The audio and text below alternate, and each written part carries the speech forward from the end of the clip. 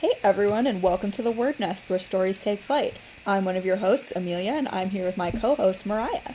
In today's Hey! quick and dirty minisode, we are going to talk about the 10 things you should ask your beta readers. Woo! And Yay! also, before we start that, I have to ask, are you wearing a Pizza Planet shirt right now? I'm wearing a Pizza Planet shirt. I love it. I'm in my Toy Story era. Sometimes you just got to be. I'm in my Disney era in general, I guess I should say. I'm like a So, a full-blown lot of Disney my adult, clothing so yeah. I'm always in the Disney era. Well, before we dive in, Amelia, do you want to just tell our audience what is a beta reader? Yeah. I'm sure we all use this term pretty ubiquitously, but it does have a general definition. And this is, remember, this is quick and dirty. We're here for 10 minutes. So we're not going to cover everything. There's going to be stuff we missed. Please feel free to tell us what we missed.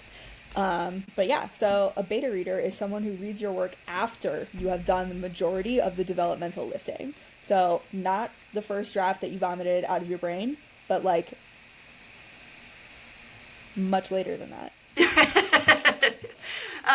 Yeah, I would definitely say that a beta reader is somebody who you turn to when you have done as much as you possibly can with your story, and you give it a read and you're like, I don't see any other place I could possibly improve this story. That's when you need a second set of eyes brought in, because they're going to catch stuff that you didn't. And that's true of all of us, even as professional editors.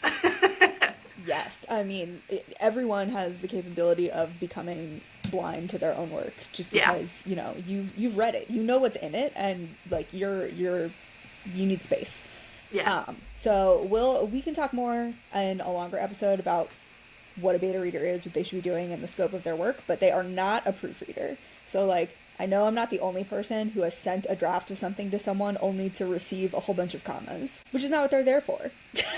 Right. I can add commas myself, as can a proofreader, which beta readers are not. So, that said, do you want to start us off with the first of our 10 questions you should ask your beta... Wait, I have to rephrase that. It shouldn't be the 10 questions you should ask your beta readers, because some of mine aren't questions. The 10 things you should ask your beta readers. Yes. Go. So when I was thinking about this, I was thinking about if I had a beta reader and I could only ask them 5 things, what were the top 5 things that I would want to ask them? So my first number one thing that came to mind was, what questions did you have when you finished reading the book? Because for me, this is where they're going to tell me where my plot holes are, or maybe some threads that I had started and didn't carry quite to the end. They're gonna tell me everything and anything that I might need to improve on there. And my first one was really similar. And I think, well, I'll tell you what mine was. Mine is make a note anytime you have a question, and then if you remember, when it's answered as well.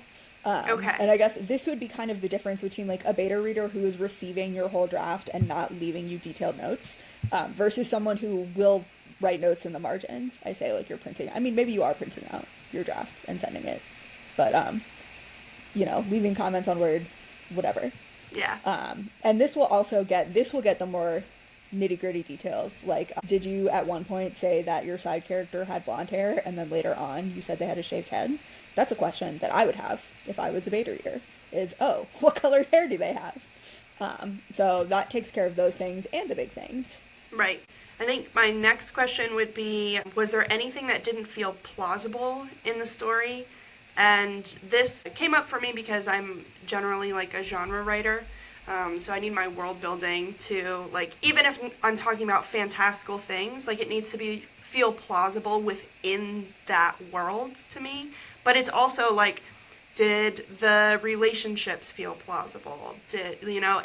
I love to write a romance. Did it feel it's plausible that they could fall in love in that amount of time, or with their the conversations that they had, or anything like that? Those are the things that I would be very interested in hearing back from a beta reader. And keep in mind that with a question like that that's so open-ended, if you have 5 beta readers, you're gonna have 5 different answers. Yeah. And you need to, that's where you come in to say well, fuck that person. But like 4 of these people mentioned the same thing, so maybe I should listen to that. Right. So do you keep that in mind when you're asking about plausibility? Because like Mariah and I reading a romance might say, oh, that happened in one night, not plausible, 0%. No. But like your average romance reader might be like, well, that was really compelling and beautiful. So just your mileage may vary with questions like that. Right, absolutely. So you have to know how to interpret the answers. Which question was that? That was my number second 2? question. Okay. My second question is, who is your favorite character and why? This just gives you like a temperature check on how you're doing. If you're like, I want them to like this character. Imagine you've written Friends and you think everyone's favorite will be Ross, and everyone is like, Ross sucks. Ross sucks. That's something that you want to know. Okay, so my third question is, what were the themes explored in the book? It's my favorite question. I know that you love theme, but I do think that that's also really important because you want to make sure that whatever you're trying to say with your work, it got said. Yes. And then in the same vein, what is the main character's arc? Either plot or thematic, both if you can. Right.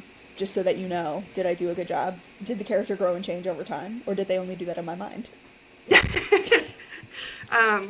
My next question is, was the story emotionally engaging? Because if you read it for me, but you're like, meh, then like to me, that's a huge problem. I want everyone that, if I'm selecting you as my beta reader, you are probably a person for whom I would hope would pick up the book and buy it. And if you're not into it, then I need to go back to the drawing board. Again, though, imagine you have 10 beta readers and one of them is like, meh, and the rest of them are like, yeah, hell yeah, this is emotionally engaging. Provided you still trust all those other 9, do keep that in mind. Oh yeah, well everybody's going to have their own tastes and stuff. But yeah, I just know some people get really spun out by their one negative comment. Don't get spun out by one negative comment, is the moral of what I'm saying. My question, my fourth question is summarize the plot for me. It can be detailed or not detailed, but you'd actually be surprised at how often people just literally don't know what's happening on the page. Yeah. And they might think they know what's happening on the page, and they'll be like, oh, they're playing baseball, and then you get it back, and you're like, they were playing soccer. That's a problem that you need to fix. My last question is, what was each character's motivations? Going back to plausibility, like I want to make sure that my characters feel real and the things that they're doing in the story make sense. So when you're asking this question, are you giving them a list of characters that you want the motivations for, or are you asking like any character you can remember? Probably just any character that they can remember, because that'll also give me kind of an insight into who's memorable and who is not. That's a good point. I like that. And then my final question is just, were there any slow points in the story? Any points where it lagged? And if you have like very little beta readers, you may need to say like, well, no. If they pick out a slow point that you put in as a lull, then you need to ask further questions and say like, was it so slow that you wanted to put it down? Or were you like grateful for the break? Yeah. And I did want to also say, like, it came up a couple of times in our conversation, like when you were talking. When we're talking about beta readers, I do think that every person who's getting beta readers should have at least 2. Oh, yeah. Absolutely. And 2 can be dangerous because I feel like often they'll contradict each other. And then you have to play the game of, like, whose advice am I going to take? But ultimately, this is your story, and you are the god of your own world. So, like, you know better than even the beta readers, like, which path will put out the story that you want to tell. Because I've had beta readers that have suggested some wild things to me that I'm like, no. Well, thanks, like, no. One of the things that, like, is very helpful, and, like, I think 2 beta readers is not enough. If obviously, if you only have 2, it's better than 0. But, like, I would say, at minimum, I would search for 5. And there are, like, writing groups online. You can find writing groups anywhere. But I would search for at least 5 beta readers, because the more data you can get, the better off you're going to be. But one of the things that I think of, like, when you're receiving 5 people's feedback, they might all have wacky suggestions, as Mariah said, but where they are suggesting is important for you to look at. Because, like, their suggestion may be totally out of pocket, but there may actually be a problem there, and your job is to figure out, like, what problem are they identifying and trying to solve, and how do I want to solve it. I like that. That makes a lot of sense.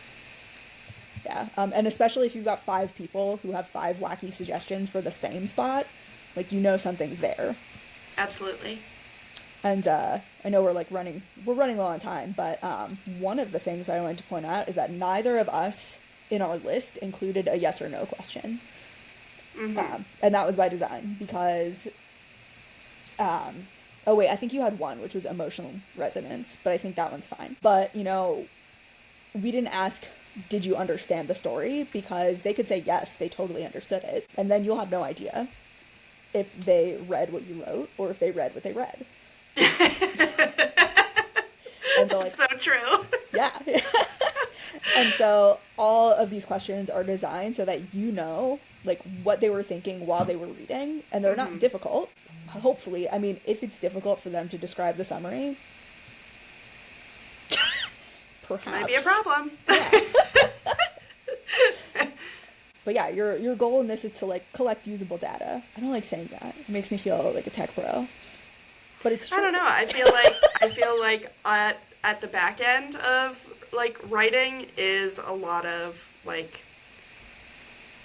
planning and outlining and spreadsheets and all of this kind of data collection.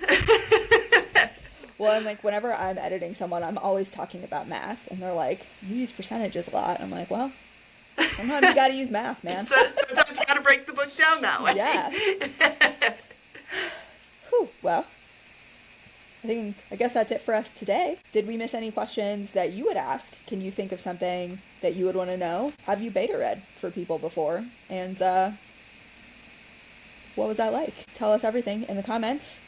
And we appreciate you listening. Thank you. Please like, subscribe, follow, share, comment, shout us from the rooftops, etc. Join us on the road. Please do. And we will see you on Thursday. For our next full-length episode. Oh yes, for our next full-length episode. Yay. Bye, everyone. Bye.